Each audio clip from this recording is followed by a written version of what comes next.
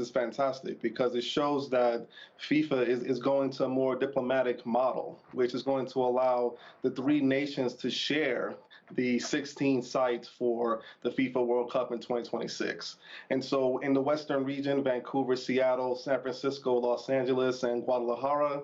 In Central, we have Kansas City, Dallas, Houston, Atlanta, Monterey, Mexico City. And on the Eastern side, we have Toronto, Boston, New York, Philadelphia, and Miami. But overall, what you're going to see is that they're all placed strategically in large metropolitan areas that all have access to an airport, have all served as international hubs for many flights, and will be international hubs for soccer in 2026. I want to ask you what else these cities have in common. You talked about the geography. We mentioned a little bit about some of the facilities, but really what stood out among them all? Because there were several that did not make the cut.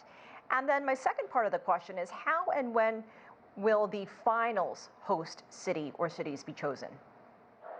I'll start with the second question first. So the finals, semifinals, and the final host cities will be announced over the course of the next 2 months. In the running, of course, is Dallas because of AT&T Stadium. Also in the hub is Mercedes-Benz Stadium in Atlanta. And lastly, for the final in the hunt is the New York metropolitan area with MetLife Stadium. And so the process is making sure that in addition to geographic location, travel distances between metro rail systems and large public transportation, the stadium capacities, the size of the venues, the host availability is probably, to me, the biggest one. And for the most part, these are NFL stadiums which are going to be used, which will not be active in the summertime.